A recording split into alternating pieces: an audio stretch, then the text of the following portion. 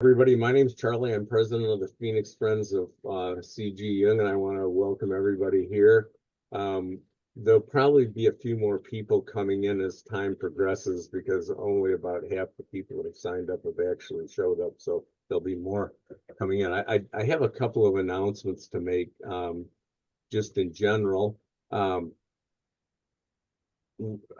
We will be doing a few more programs this fall. We have a meetup that's scheduled for the 26th of October. We have Dr. Stephen Herman, who is scheduled for the 2nd of November. That will be a program like this. And then we're probably going to have something in December as well. So keep an eye on the events page and the specifics of the 26th of October meetup and the Stephen Herman program will be put up there shortly.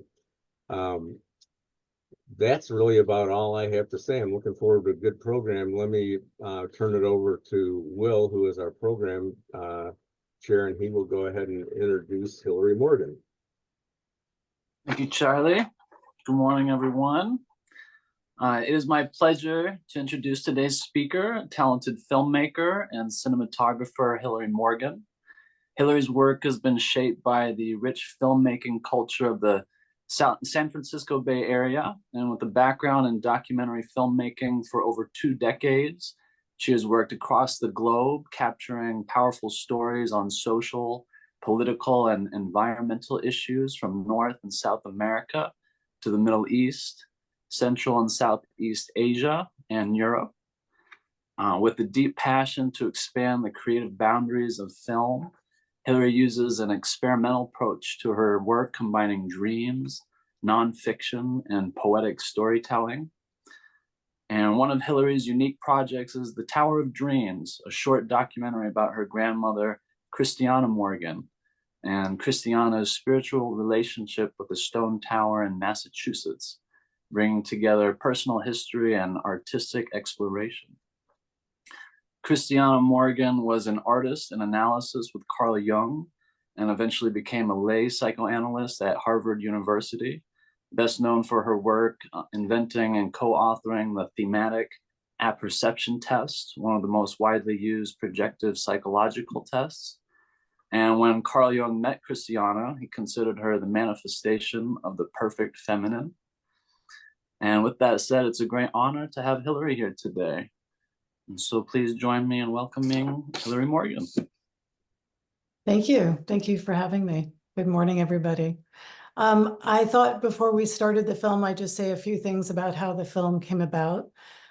When I was in film school and was making my 3rd film, which was a poetic exploration of the roles that dreams play to cultures all over the world, I had this realization that I had this fascination, shared this fascination with my grandmother of dreams and visions in the imagination. So I realized at that time that at some point I would make a film about her. Growing up, we had a little cottage next to the tower in Massachusetts. And so when she died, I was around 12 when she died, but I continued to hear lots of family stories about her. And then there was fortunately a wonderful biography that came out by Claire Douglas as well. But I got busy with my work as a cinematographer for years. And then in probably the late 2010s, I would go back every 6, 7, 8 years to the tower. I live on the West Coast, as Will had mentioned, but I would go back periodically and visit the tower. My father gave the tower to an adjacent private school after my grandmother died, and they've used it as teacher housing.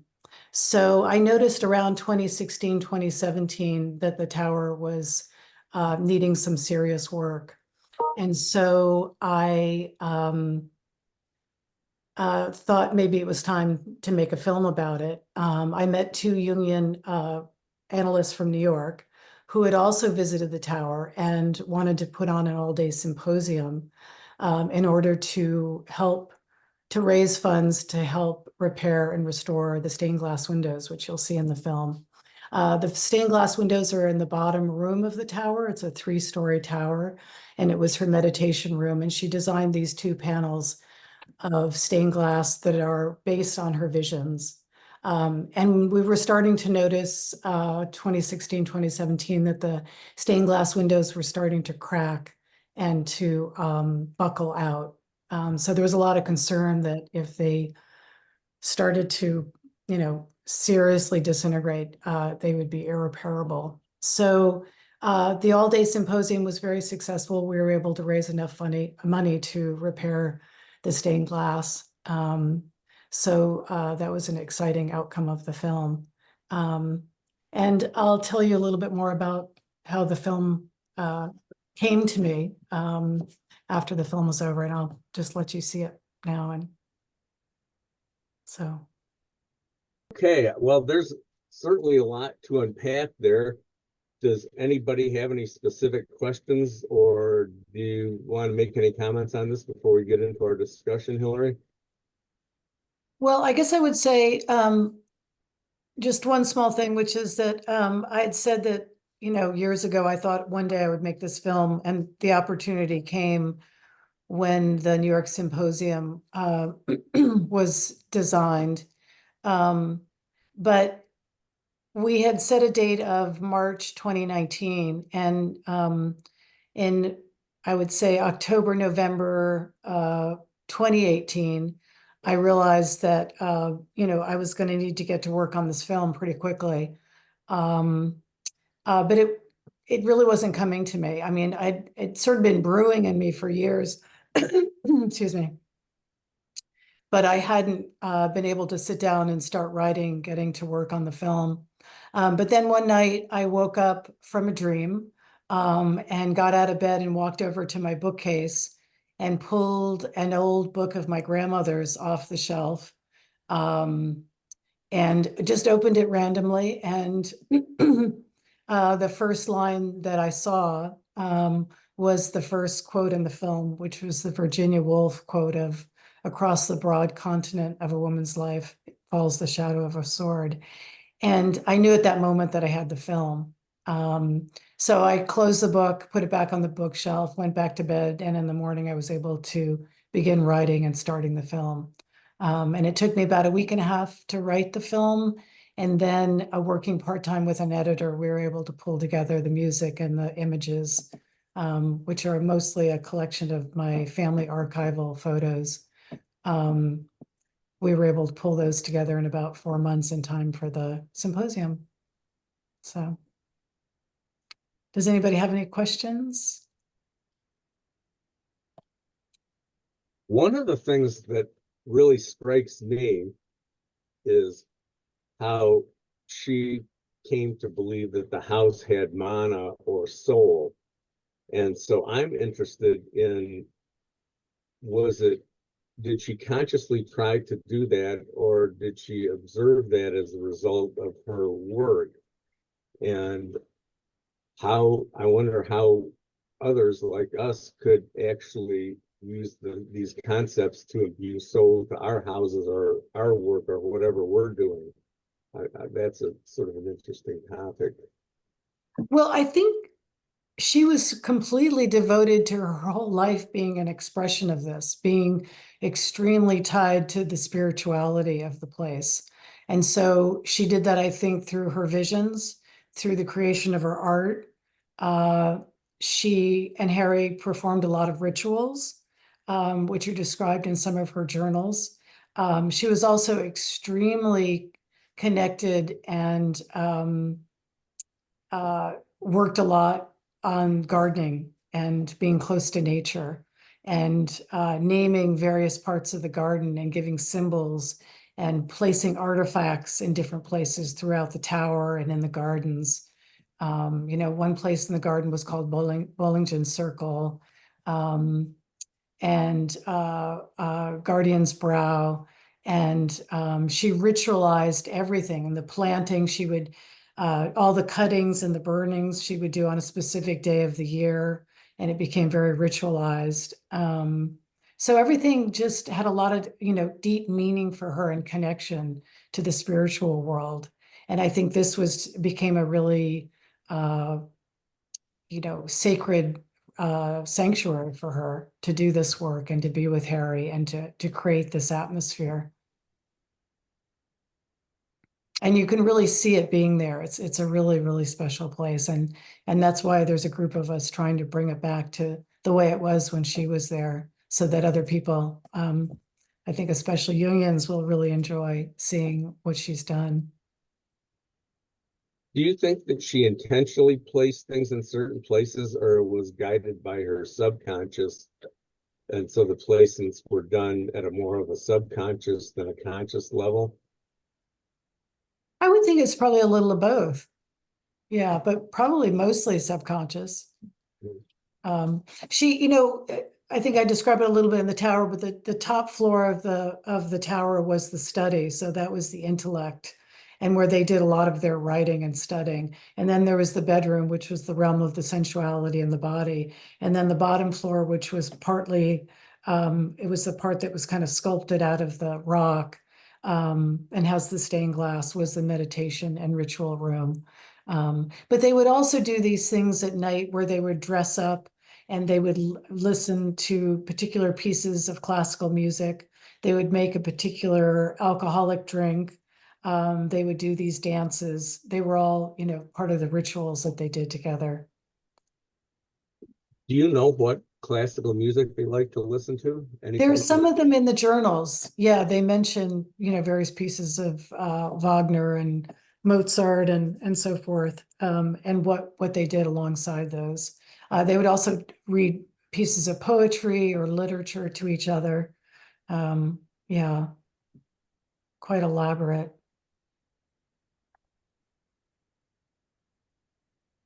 Elliot? Yeah. Sorry, might have to go inside for this. Had headphones on.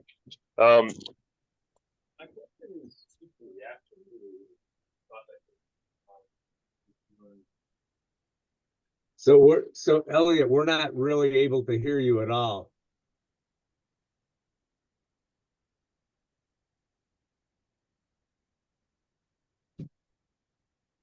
We can't hear Elliot.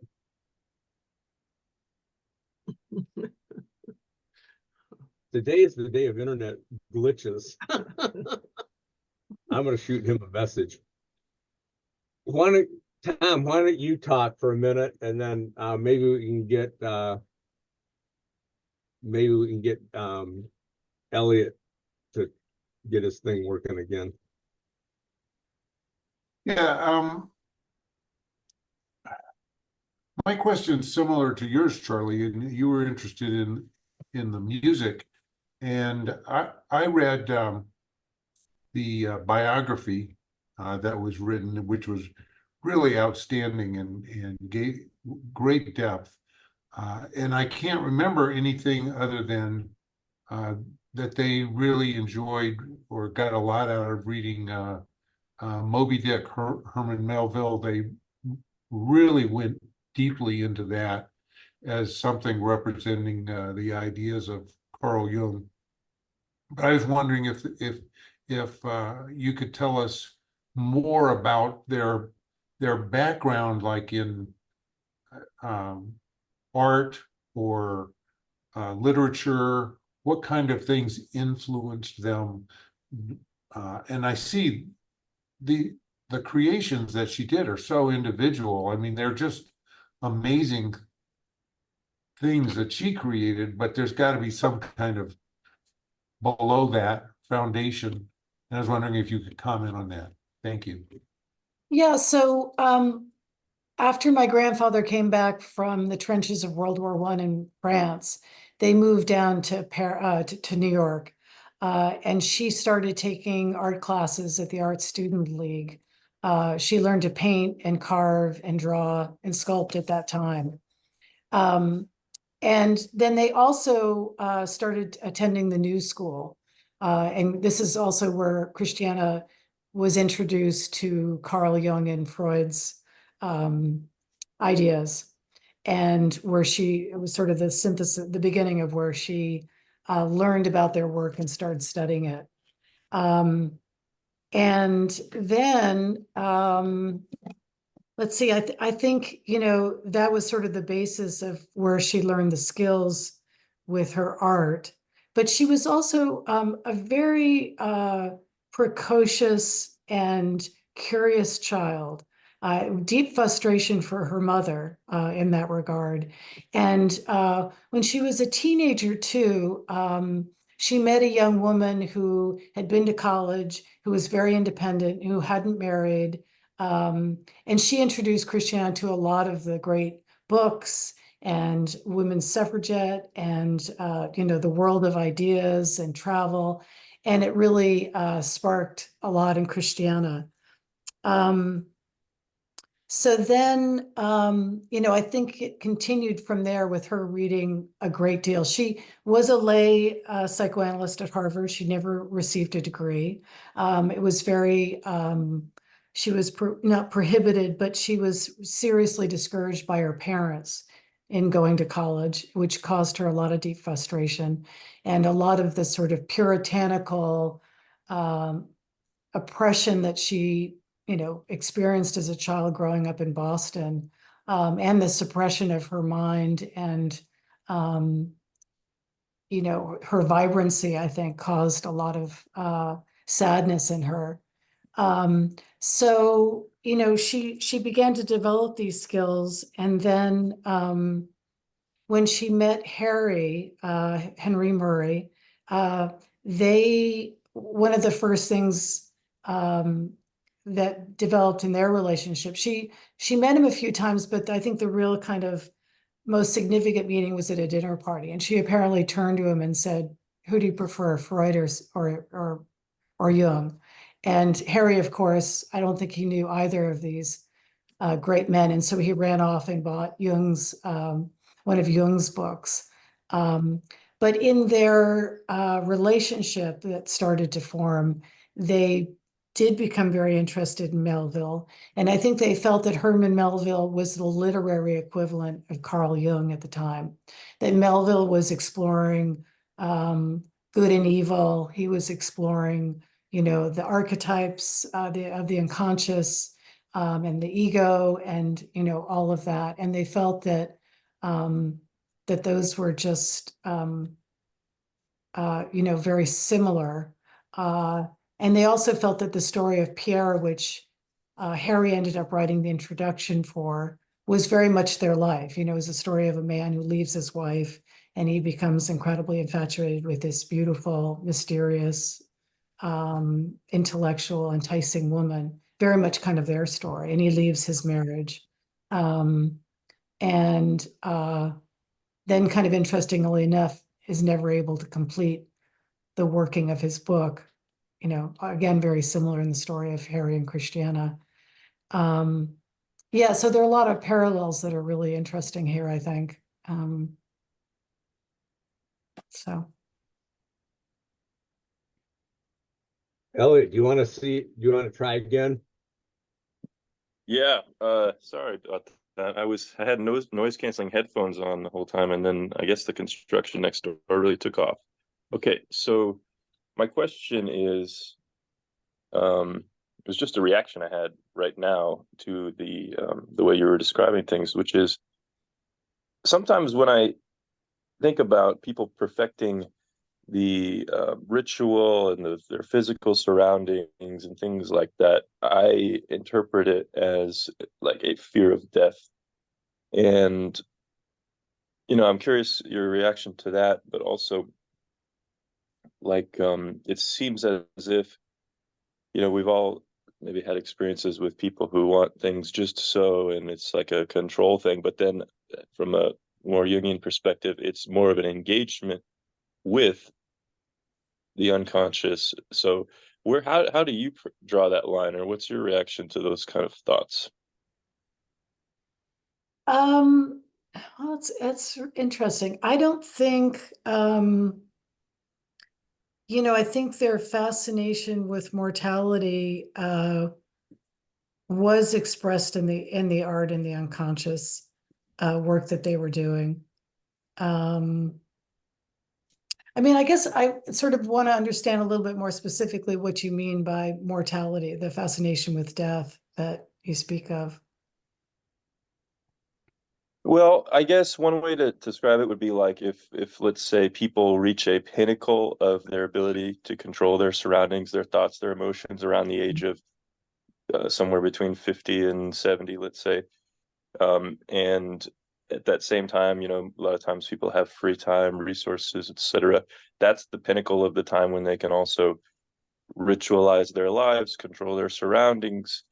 But those same, a lot of time, my perception is there can be an underlining current of the fear of the inevitable lack of control that will come in an elderly status when someone who's, let's say, 80 can no longer keep up with the rituals, can no longer control their surroundings. So I think it's sort of embedded in that.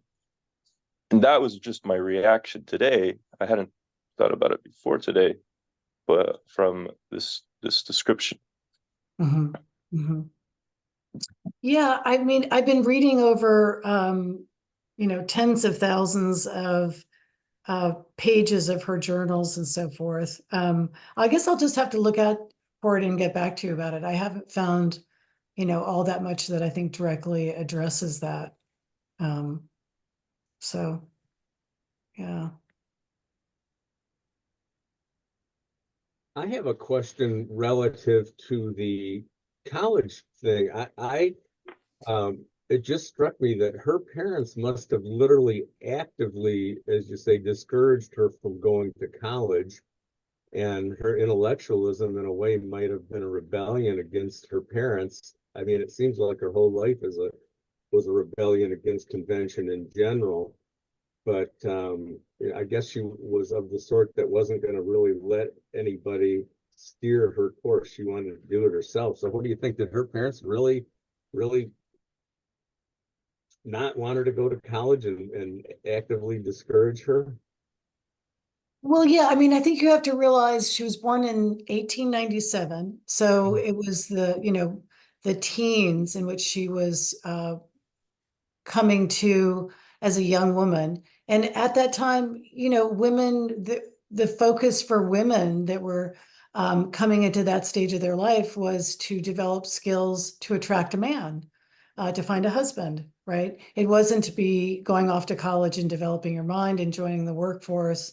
And so even though, you know, her father was a college professor at Harvard and a doctor, he, I think he came around later to what she was doing.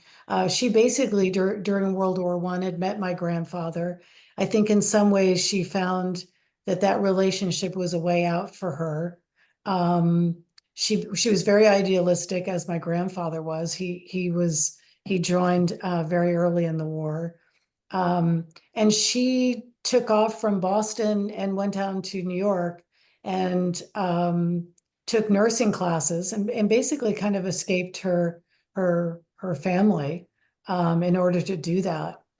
And you know, from there, working as a nurse with the returning troops coming back from Europe, that segued into the 1918 pandemic, which she continued to work as a nurse. And then when my grandfather came home and the war was over, and she was always hoping to go to the front lines in Europe, but the war ended. So then she, you know, moved back up to New England again. But I think her mother, I think, always had a hard time with it, but I think her father came around to having a lot of respect for her. And then sort of oddly enough, her younger sister went off and became a medical doctor herself. She enrolled and went to medical school. So, you know, I think there was an evolution in the family around that.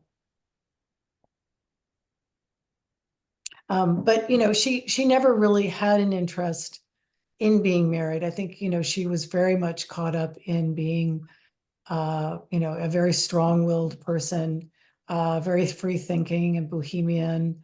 And I think she, you know, rebelled against society's roles. You know, as I say in the film, she never wanted to be a mother. My father found a letter when he was, I think, in high school, with her stating she never wanted to be a mother, and she really was much more interested in the world of ideas. She read a great deal. She read constantly.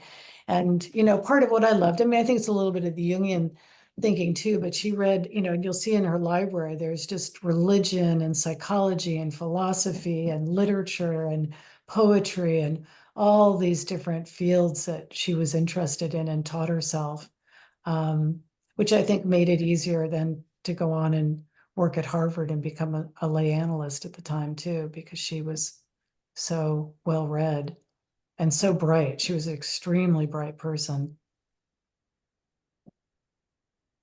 Go ahead, Will. Actually, Helen, would you like to go first? I know you've been raising your hand. Why don't I, you go I before me? don't see a hand on my bar. I'm dying to read the biography now, but she never had, so she wasn't a mother. She never had children. She was able to put all her energy into her pursuits. Well, so she did become a mother with my grandfather right after he got back from the war. She became pregnant. She only had one son, which was my father. But she experienced very severe postpartum depression during that time. And of course, this was 1920, and the hospitals believed the best thing for a woman with postpartum was to take the baby away, to isolate the woman, all of these things. So her depression became even worse. She never really had a chance to bond with my father, in part because of that. And it started a cycle where my father was sent off to his grandparents' home and her older sister's home, which in some ways was good because he had cousins with that home.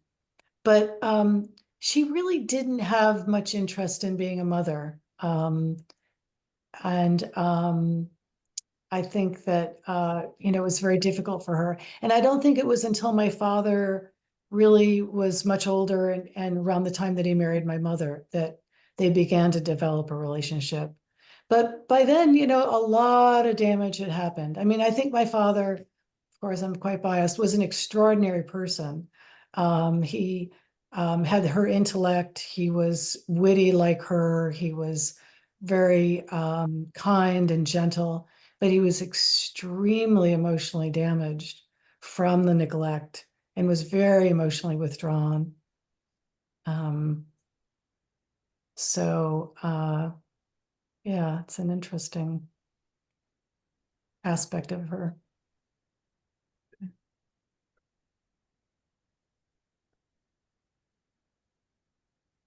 Hilary, I wanted to ask you, I was just curious to hear how you kind of how you make sense of her life, or I want to say the mystery of her death, really.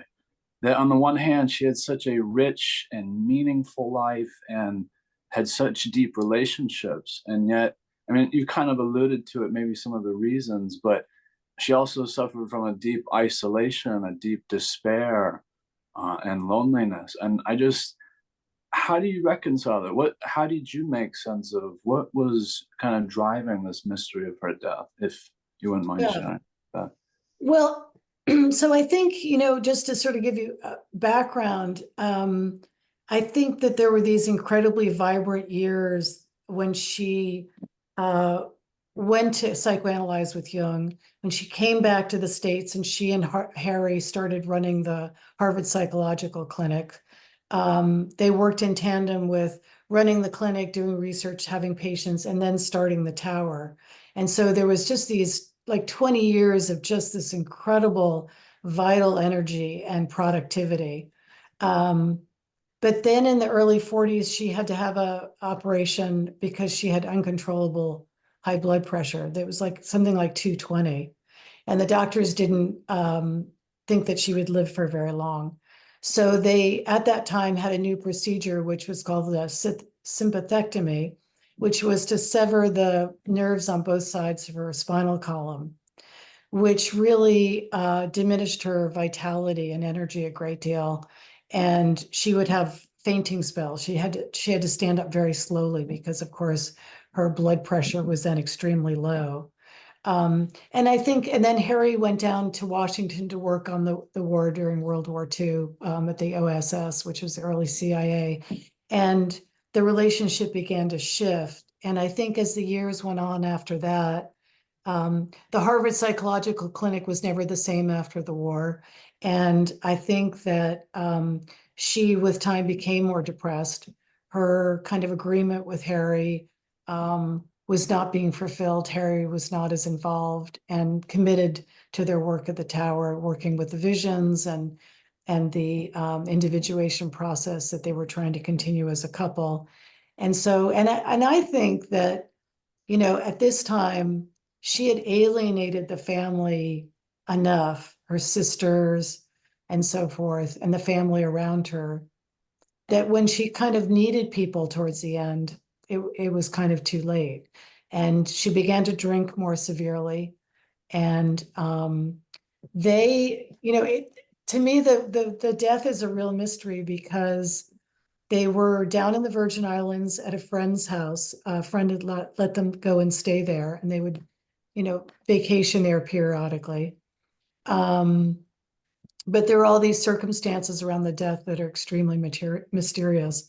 One is that Harry said he found the ring that he had given her wrapped up on a beach towel on the beach near where she drowned. And that she'd also on the bedside table left open a poem which she said she wanted read by her graveside. So, you know, clear indicators that she was about to commit suicide. On the other hand, my cousins who were in Puerto Rico at the time, they stopped to see them on the way to the island, and these cousins said they'd never ever seen him that happy before. They were both just extremely happy. So, you know, and my grandmother was an expert swimmer, so it was kind of a strange thing for me to hear, you know, that she died drowning in water. But, you know, who knows? No, none of us were down there. The other thing too is that Harry came back and gave family members and colleagues kind of different stories as to what happened. So, you know, I don't think we'll really ever know what happened down there, but you know, she left us. So hard to say. And also, I will also say that Harry was starting to date a woman who he then 2 years later married, Nina Fish. So, you know, there was another relationship that he was beginning to have. So. Thank you for sharing that. Oh, sure. Yeah, it's quite complicated. Hi, Hilary. I have a grandmother who I loved and I got to spend a lifetime with. So I'm just wondering how, I know you said your grandmother died when you were 12. So that's not a lot of time that you might have gotten to spend with her in person. And I'm just wondering how doing this research on someone you were related to has impacted your life. Do you see like a through line? Do you find similarities with her? Has learning about her life kind of impacted the trajectory of yours? It has. I mean, I find her incredibly inspiring, you know, more than anything. I think this has just been a really interesting journey to go on in so many ways. One is that, as I said, I was 12 when she died, and I spent summers living next door to her and had all sorts of different times being with her and getting to know her.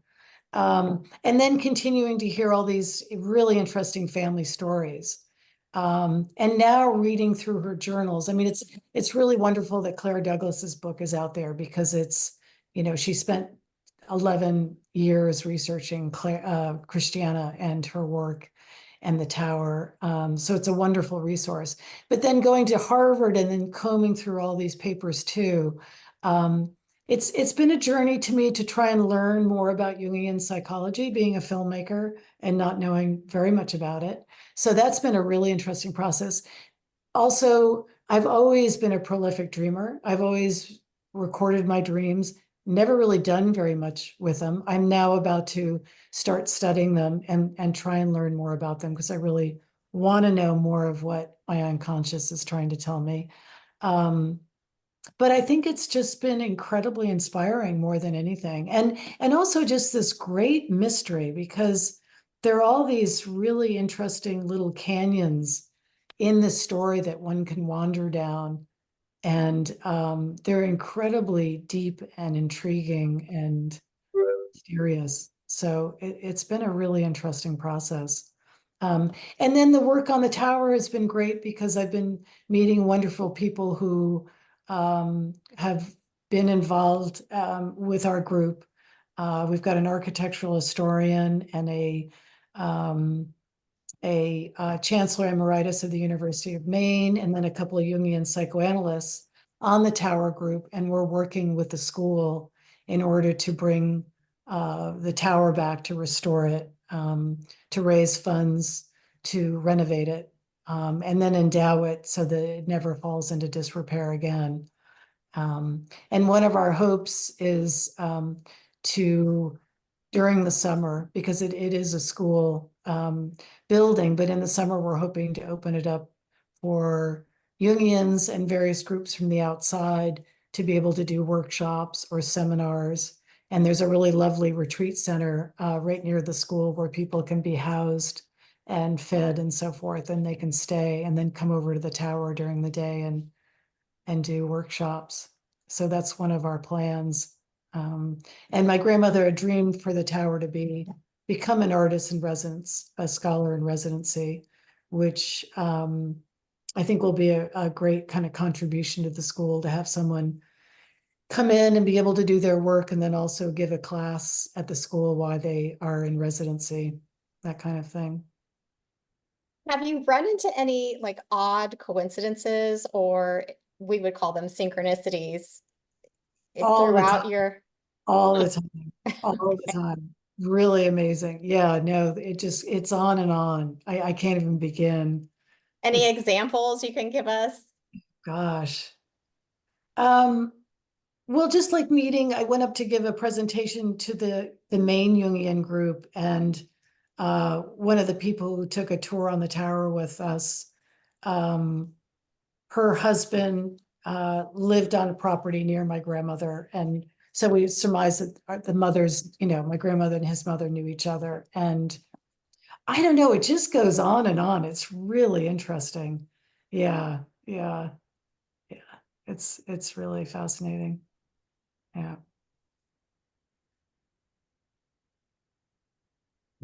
Could I, if it's okay with you, Hillary, could I bring up that OLAP page and then a few of Oh, those other sure. things for everybody to look at? Let me see if I can make that happen here.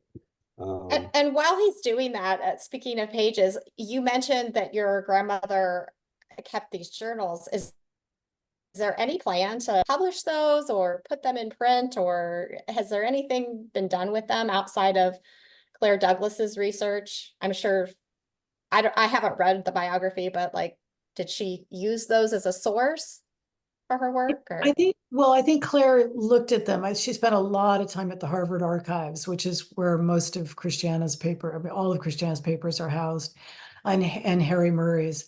But I think there's another group that's just formed recently of young Jungian psychologists and scholars, which we call the Scholarship Group. And we went out in May to see the tower as a group, and also go to Harvard to see the visions and to see some of the journals. And they've become really involved with trying to put Christiana's name back on the TAT paper at Harvard, because it was taken off. Her name was originally the lead author on the TAT, and then in the 40s it was taken off. So they're in the process of trying to do that. And then also we are hoping to publish her visions, the 3 volumes of visions, in a similar way that the Red Book of Jung's was done by the Philemon Foundation. Because it's probably one of the things I hear the most of from people, especially after they've seen the film. They want to see more of the visions. They want to see more of the writings. They want to explore that more. So that's something. But I have to say, I'm making a longer film now. I mean, as I said, I did this film quickly for the symposium, and it kind of poured out of me of years of gestation. But I'm now working on a 1-hour film, which is more in depth about her life and her work. And not being a Jungian, it's very complicated. It's really been taking me, I mean, I've mostly been focusing on trying to get the work. We've been fundraising for the restoration of the tower, but doing this documentary is really, it's been taking a while to get through the material and fully understand it and to give it its due. I mean, it's just very complicated and powerful. Yeah, it sounds like you almost would need like a mini series to like, Yeah, or some kind of full length 12 episode yeah. show. You're probably right. You're probably right. You're probably right. Yeah. I'm going to see if I can share the OLA page and the other JPEGs. So here goes. Yeah, so she did, one of the many journals was the creation and documentation of the tower. And this is called Ola. And she has in the Steed journal, which we'll show you shortly, various use of these abbreviations and what they meant.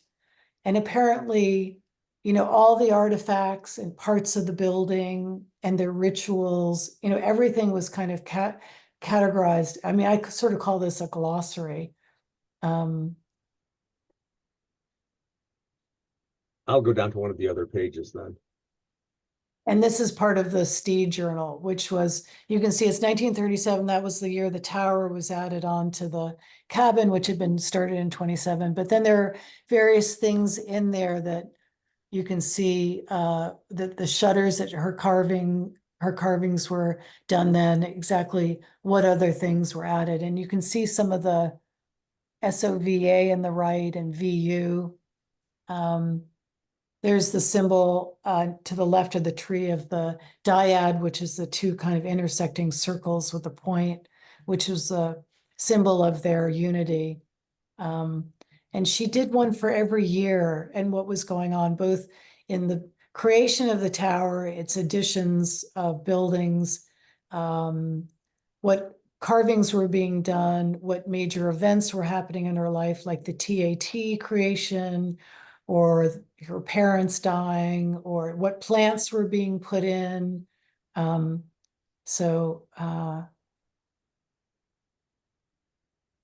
I point something out?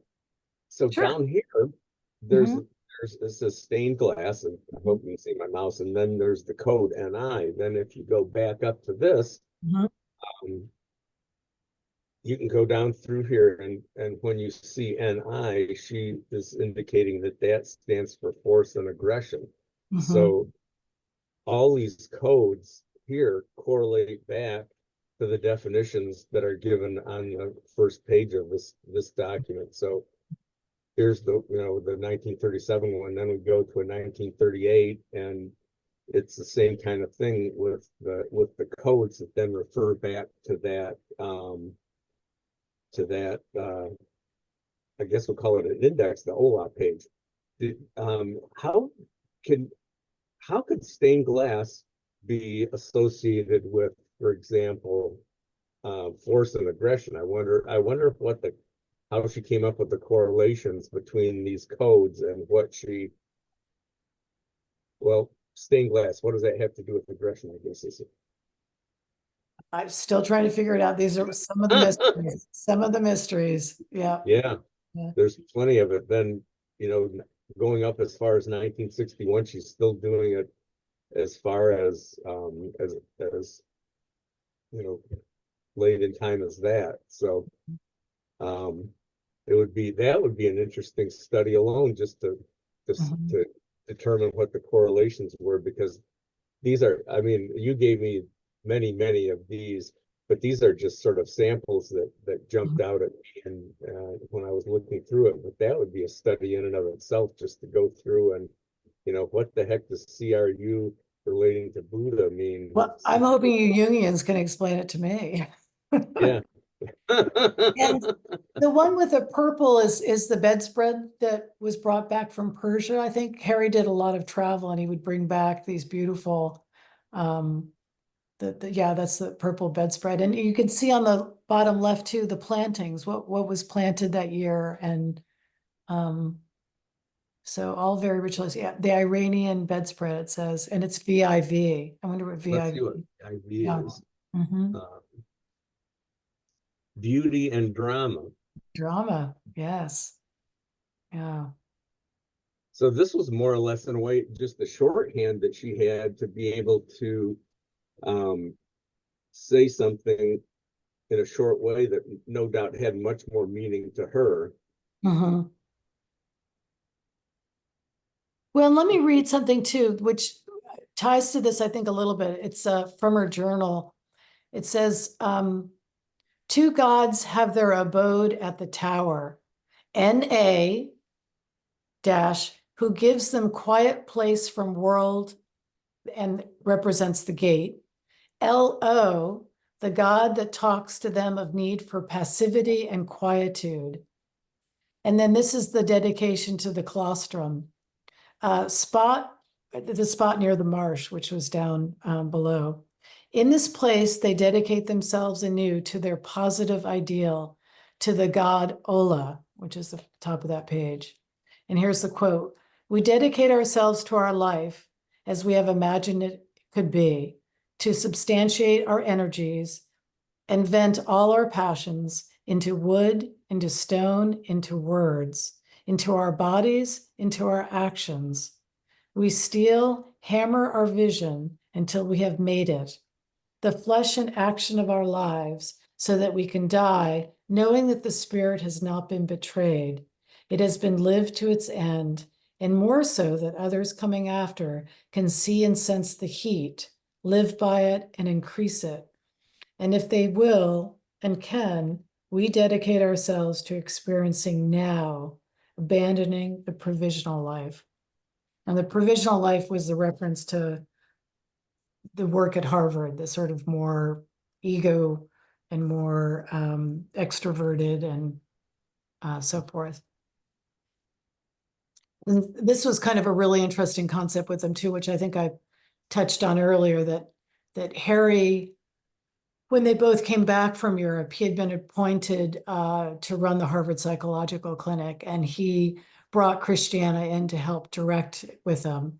And she started to see patients, and then they started doing all this research, and they brought in all these incredibly wonderful grad students and scientists, and it was just a really exciting time of Jungian psychology being brought to this country. And they were very much working with Freudian concepts as well. It wasn't purely Jungian. But they started, I think, to have this kind of agreement between the two of them that Harry wanted Christiana's help with the tower, with the Harvard Psychological Clinic, and Christiana really was much more focused at the tower with their creative work there, with continuing her work with her visions and continuing the individuation process that she had begun with Carl Jung and taking that into their relationship. And so, that was kind of the agreement they both had. And one of the things that kind of fell through at the end was that Harry couldn't really kind of separate himself from his work at Harvard. And he remained married. My grandfather died about 5 years after the tower was built. And so it became a threesome. Harry remained married to his wife and continued his relationship with Christiana. And they continued these two sides, and very, complementary opposites, the two of them. But Christiana really felt that in order to complete the work at the tower, she really wanted Harry to write about what it was they were doing. And she felt weak after her operation and wasn't really sure she could go back into doing the work with the unconscious. And so she really wanted Harry to begin to do it. And I don't think he really felt like he was up for it. And while he was so tied to this very vibrant social and professional life at Harvard and with his wife and so forth, he wanted Christiana to demand of him that he just do the tower, and began to feel a lot of shame that he was unable to sort of fulfill that part of the agreement. And this is all stuff that I've read of their writings. Christiana, on the other hand, felt that if she demanded Harry to give up this other life of his and just work on the tower and just do the writings, that it wouldn't work. He would never, he would abandon it at some point. And so that was the conflict. That was the ultimate, conflict in their relationship, where it began to just dissolve. It never happened. And so, it just was what it was. So it almost seems to me that there's somewhat of a balance in a way between the clinic, or Harvard, let's say, and the tower. In other words, the clinic being the world at large and the tower being the internal life. And so, as much as one person might have wanted more of one and one person might have wanted more of the other, it almost implies that we need both the exterior and the interior. But it seems like, would it be safe to say that Harry really did like the traditional life of the Harvard academic, and that, whatever that all means, and Christiana maybe didn't? Or was she accepted in that world with the, for all the work? Yeah, I think very much early on she was, before 45 or so, when the two of them sort of created the clinic together. I was told that she was a really empathetic analyst and really believed in bringing the relationship together as kind of a working relationship, not sort of a power dynamic, of the therapist and the patient, but really working together as a team, and also bringing this much more balanced relationship between men and women working in the clinic too, before the 40s. But then after the war, it was an interesting time because so many men were off fighting. And then when the war was over, they came back to reclaim a lot of their positions in the workforce, and women were forced out. I mean, film-wise, this was the great time of film noir that this genre became, because the threat of women in the workforce created this new genre of the femme fatale and film noir, right? The evil woman. But at Harvard, there's descriptions of where the clinic really started to change. And I think Christiana started to take a back seat more. And many of the psychologists and students coming in were not as receptive to her being a co-director and being as involved in the clinic. And I think she was a little weaker from her surgery as well. So she began to take a back seat. And I think it's also, this is the time that her name was taken off the paper. And there's just a lot of kind of unknowns as to why that really happened. Claire Douglas in her books describes that Harry said that he didn't think Christiana was up for answering a lot of the inquiries that were coming in. It could have been that there was this kind of greater hostility to her role at the clinic. I think in part that my grandmother was really starting to move more towards the work at the tower, feeling like more attention was needed in that field, in that area. And she, was not as involved ego-wise. I see now that she left in her will the desire for the tower to become an artist in residency, but she never did any provisions or, safeguards for the tower to become exactly what she wanted. I just don't think she was very ego-driven. It wasn't really that important. And so I think when her name was taken off the TAT and the other work, the books and publications, I don't think it it really mattered that much to her. And I think it did a lot to Harry. I think he was much more involved in wanting that fame and attention. So So do you think then after the war, it was as much her wanting to move away from the academic world and more into the world of the tower, as much as sort of being pushed out by people that say, oh, she's a woman, what could she possibly have to offer? Or she's not a credentialed academic, what could she possibly have to offer? So it seems like you're saying almost as it was much of her choice to go in that direction as to be. well, yeah, I don't really know. I just think it's probably a combination of a lot of these forces, you know.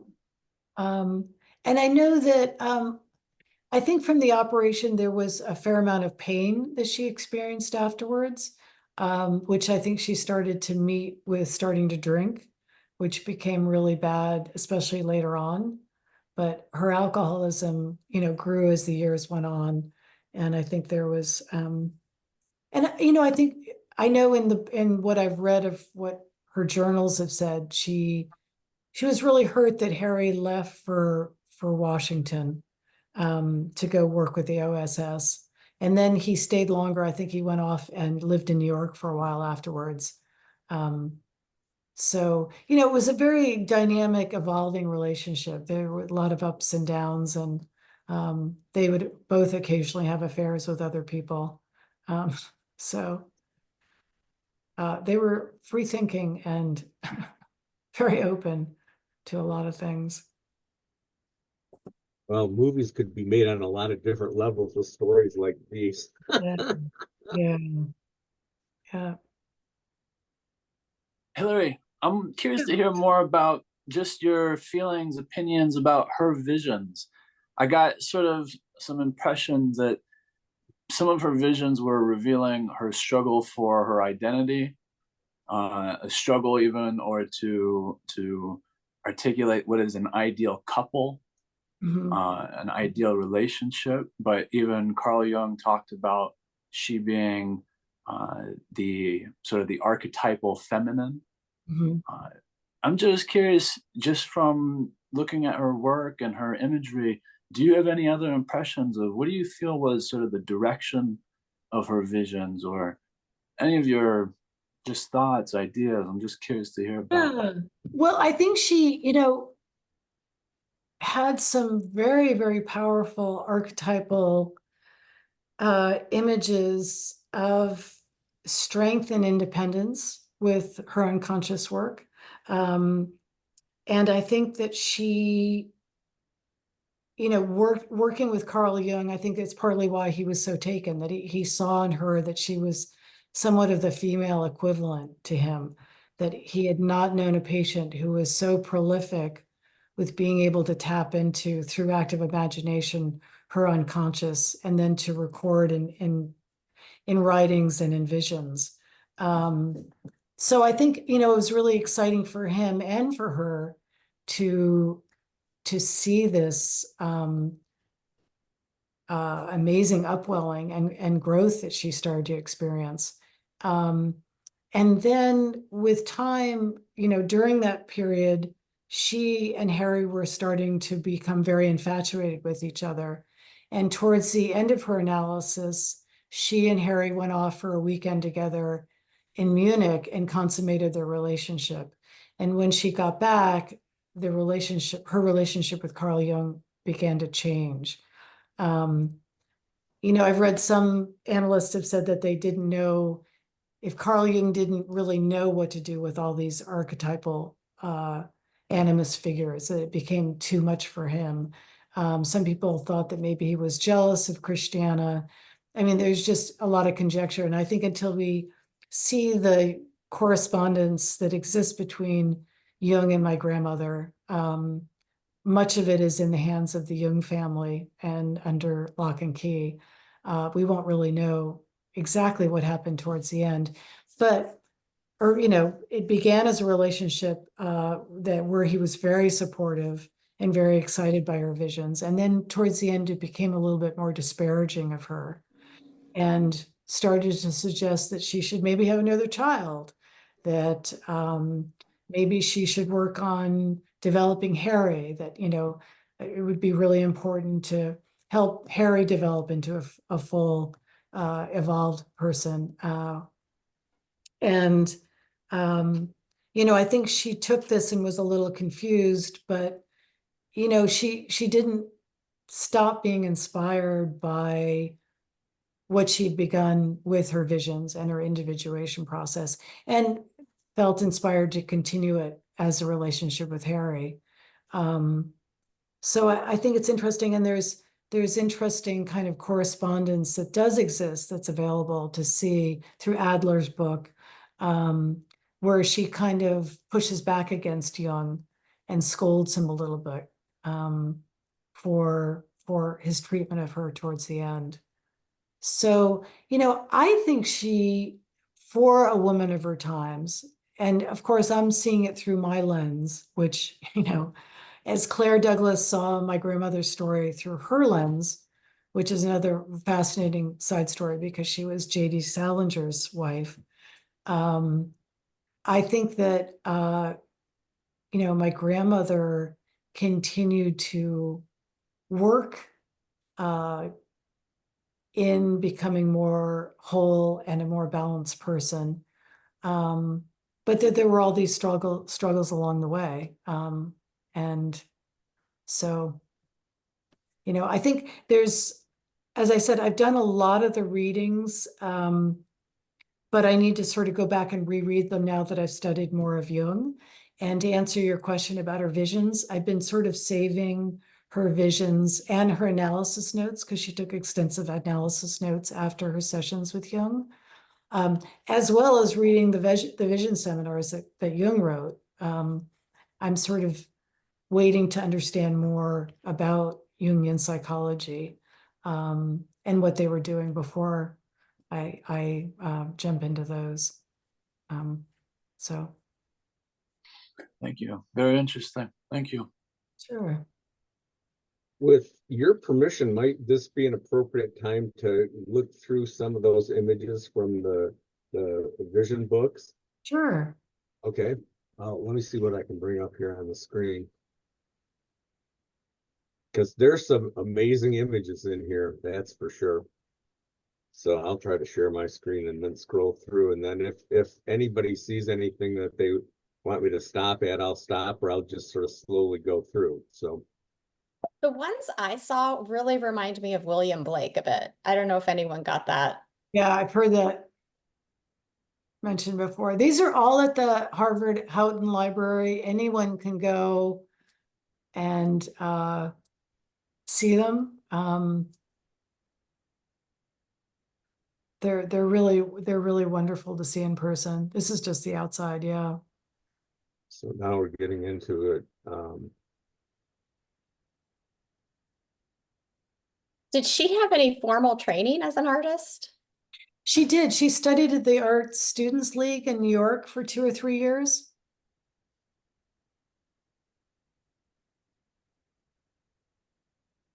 She had very good handwriting, it looks like, too. Yeah, that's true. But like this is that is a striking image. I mean, these are beautiful. Yeah, and there were also some in my film that you saw. Mhm. I included some in there too. There's a lot of really, yeah, beautiful detail work.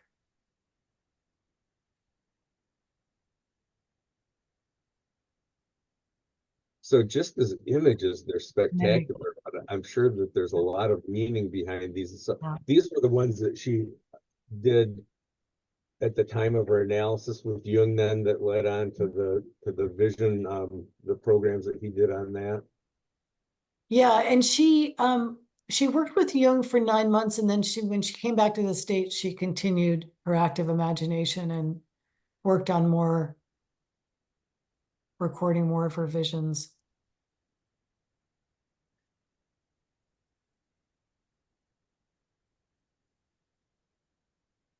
And this, is this the one? There's one that's a really great one about she's standing by a river and she sees these women floating by and none of them have feet. And she Mhm. asks a woman who's floating by, why you don't have feet, and get up and leave the river. And the woman says, well, you know, I can't, I don't have feet. And then my grandmother looks, this one's so incredible. Yeah. Yeah, But my grandmother looks down, sees that her feet are gone, and then she runs off and her feet reappear and she escapes. But yeah, there's some really interesting ones. I mean, I think in part because I don't understand dream interpretation yet. I haven't worked on hers that much yet. so these then are images from her dreams then that she then made real in the day-to-day world, huh? Yeah, these are the ones that, I noticed in your documentary, in the film, you note a few times about your grandmother going into trance state. Can you say a little bit about, I mean, some may say meditative states. Can you say a little about her process, or did you read anything about like how she would get into these altered states? You said she also had a problem with alcohol, and I mean, was there like a medicinal motivation? Was there something that would put her there? Is there you anything know, you know about that? I've read a little bit about active imagination. There was someone who she became very close friends with. I don't know if you people know him, but Robert Edmund Jones, who was over in Zurich at the time. And he was helping Jung teach people that the process of active imagination. And while Jung was in analysis with Christiana, he taught her and actually showed her his red book and his black book, I think to sort of inspire her.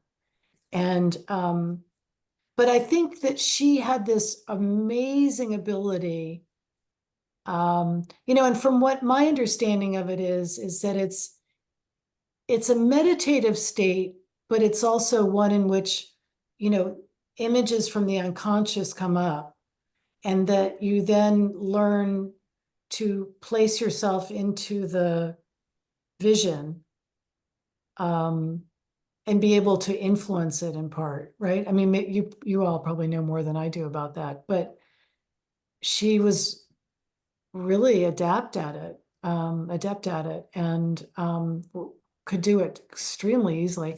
And I know as a child growing up, she had this amazing imagination. We would go off on drives together through the marsh. She would come and get me. We'd get in her old sedan and drive through these beautiful roads across the marsh. And then she would let her dog out of the back seat, and we would then just drive along running the dog, at 10, 15 miles an hour. And it kind of blew my mind in a way as a child, because I had a dog of my own, but I had to walk up and down the street on a leash with this dog. But, this was her kind of eccentric way of running her dog. But even, during these rides through the marsh, she would tell me all these stories. And there was one place where there oftentimes was a woman who would be working out in her garden near where the tower was. And as we drove past, my grandmother would make up stories as to what this woman's life was about and who she was, and, ask me to sort of make up parts of the story. She really had a very vivid imagination. And I think some of these visions were also dreams, but I think primarily they were attained through active imagination.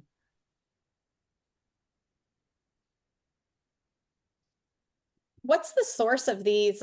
Did you take these photos yourself, or did you take these images? Like, is this posted online somewhere, or? Well, I took the photographs while I was at Harvard, at their archives. So I have prints of them, and if you have Dropbox, I can just send them to you if you're interested. But they haven't made these you have to go there in person to view all of this. Is that what you're saying? They haven't digitized any of this? Well, I'm not really sure.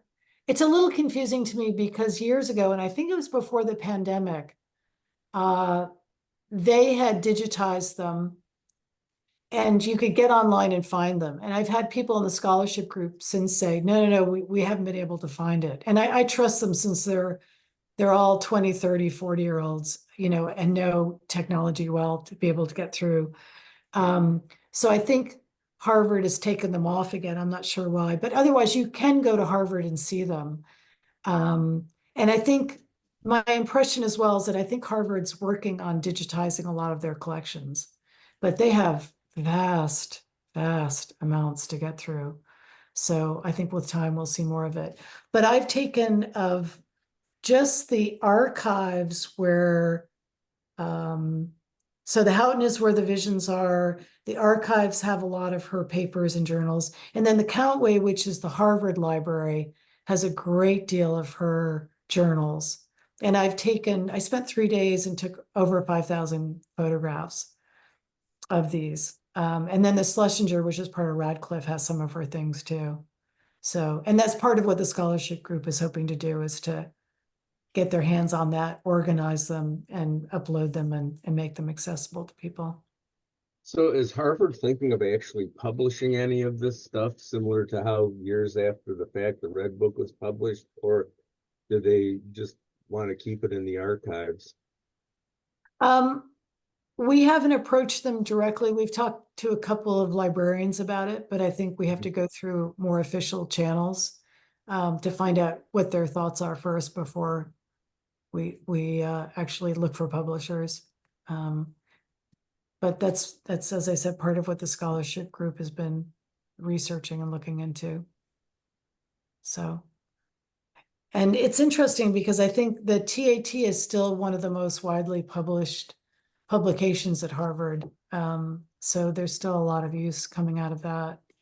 So there's, the group feels, a very deep imperative to get that done, to get her name put back on the paper.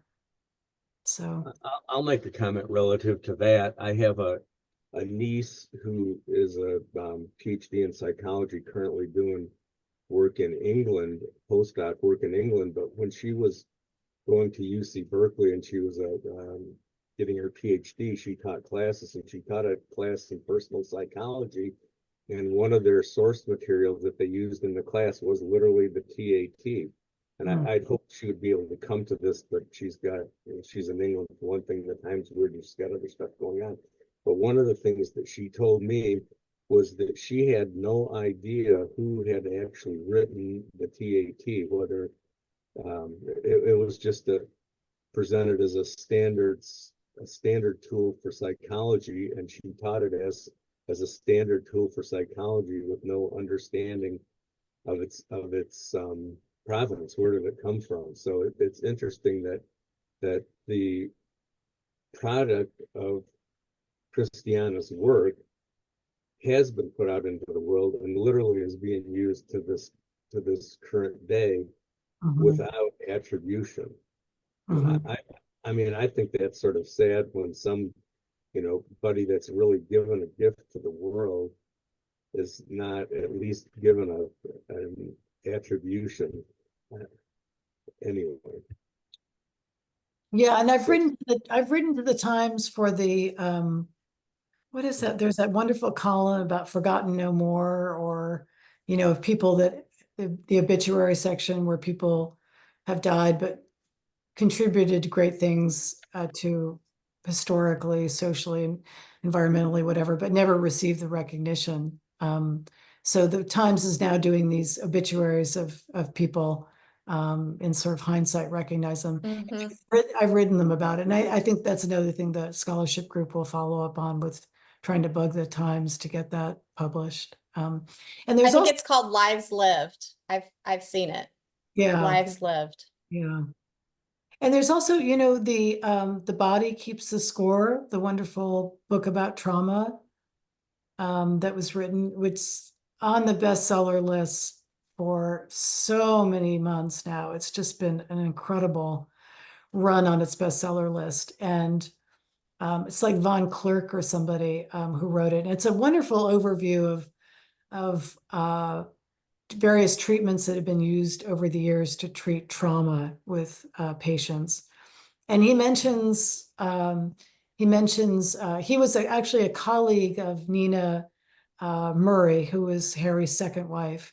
And he mentions Harry as the author of the TAT. So, you know, it continues, but.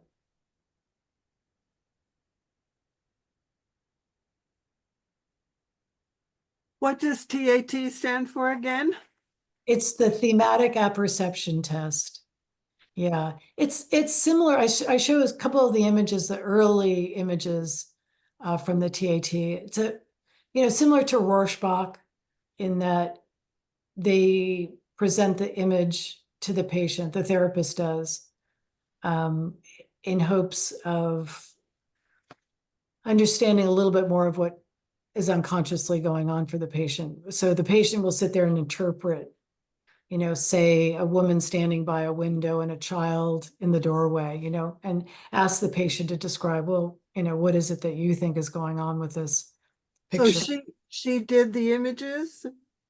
She developed the whole test with Harry, and she drew a lot of the images. Many of the early images were also from her visions. And also one of the early visions, I don't think I have it in my film, or maybe I do have it in my film, is a little boy with a violin who was my father.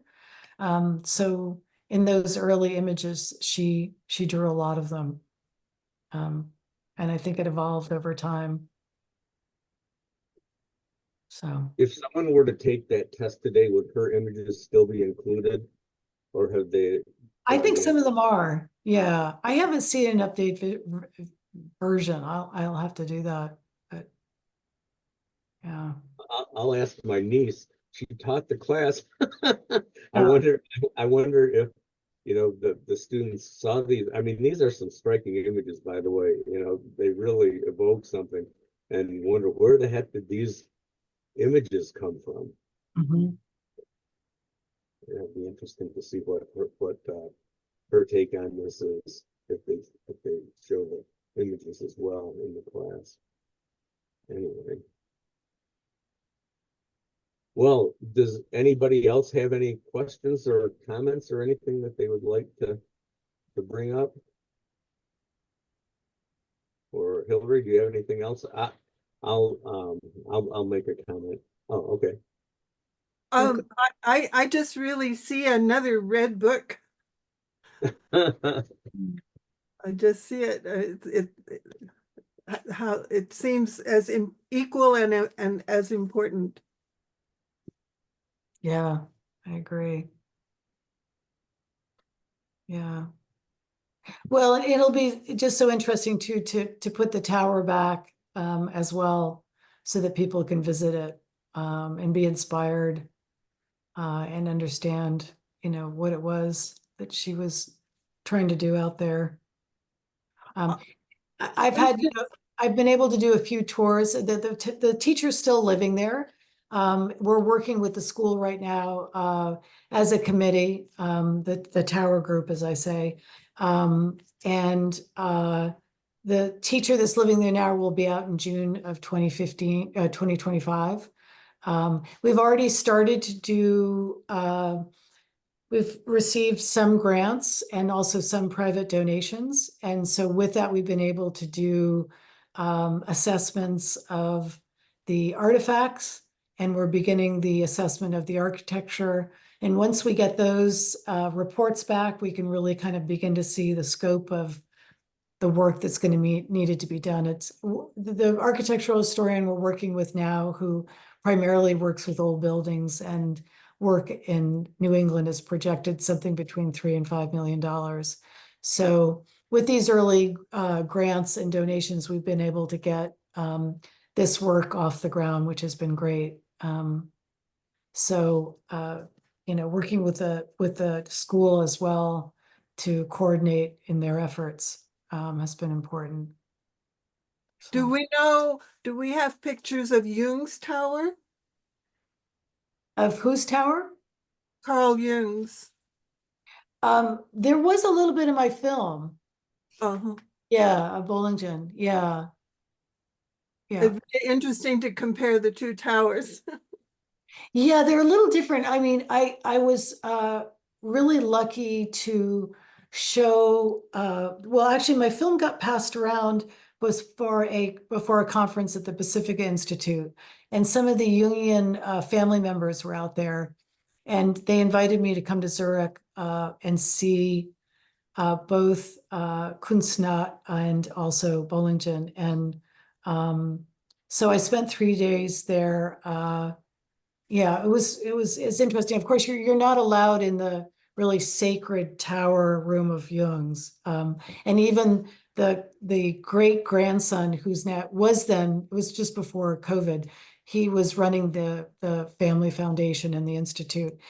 He'd only been in it once or twice in his life. But I was able to get a tour of most of the rest, and it's very different. It's a very different place. I mean, I think there was a similarity in that Jung really wanted it as a place where he could feel close to nature. And so there was no electricity, and still to this day, there's no running water, there's no electricity, there's an outhouse.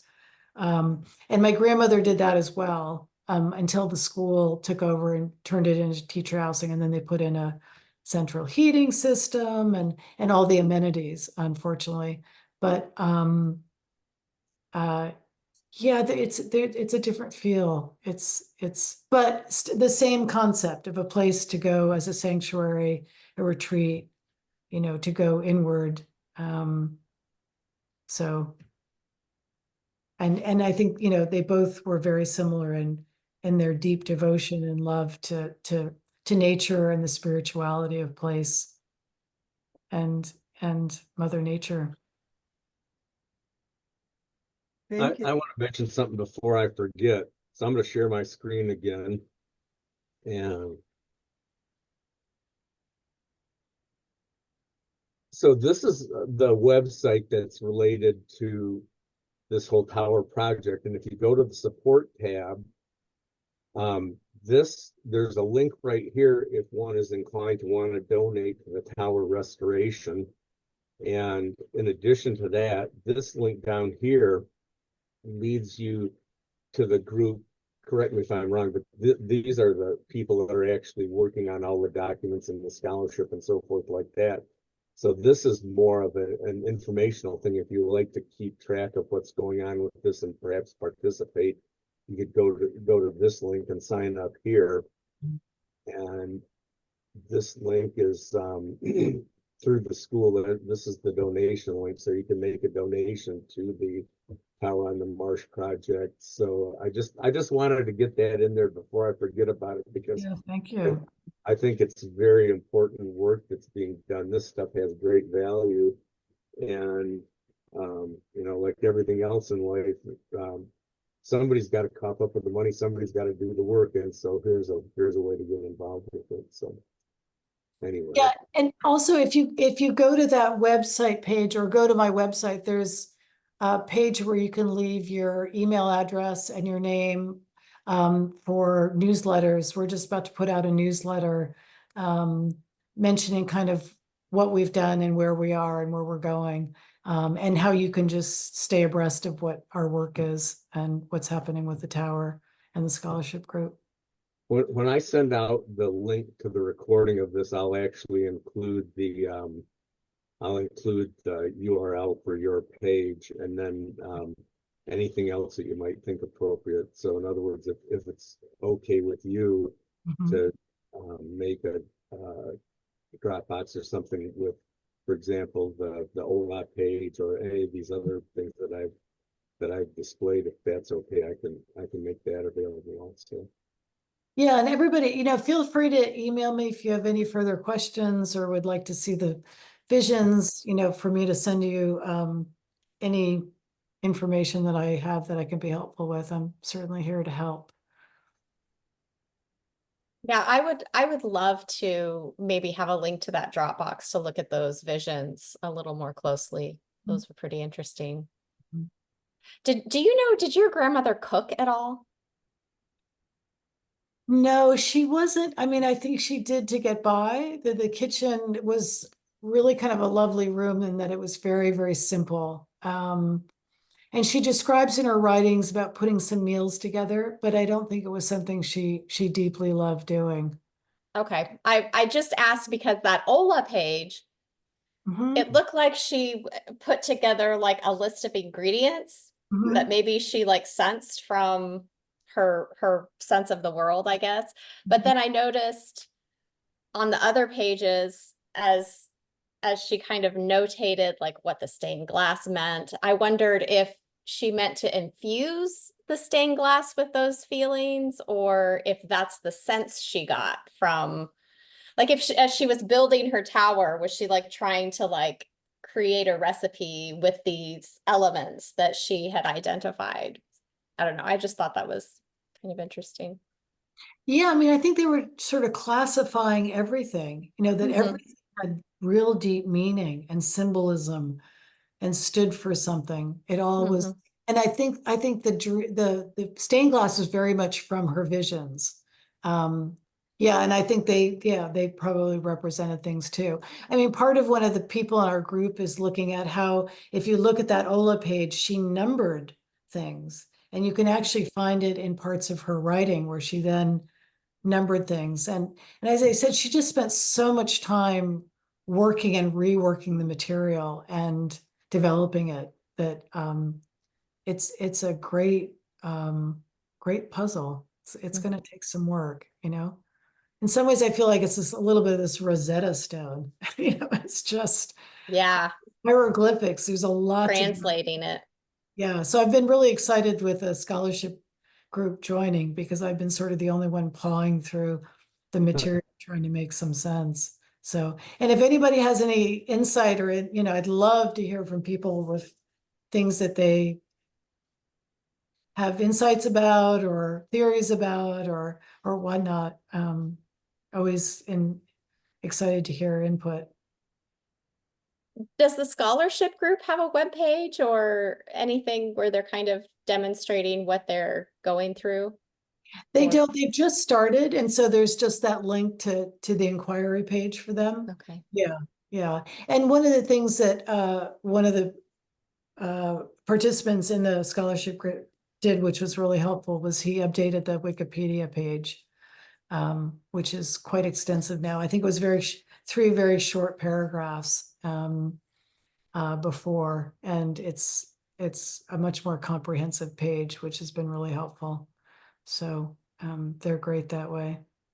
Yeah. Could we have your email? Oh, absolutely. Yeah. So it's Hilary with one L, Hilary, and then Morgan, Morgan, and then D is in Deborah, P is in Paul @gmail.com. I'll include that on what I send out with the link to the recording also. Mhm. Thank you. Oh, you're welcome. Thank you for being here. Yeah.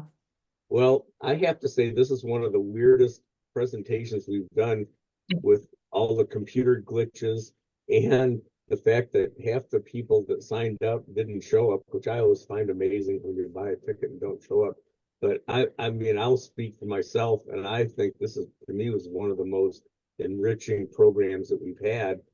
It's really interesting to see somebody's amazing work that has sort of drifted into obscurity, but yet has so much value to it. So that's my personal thing.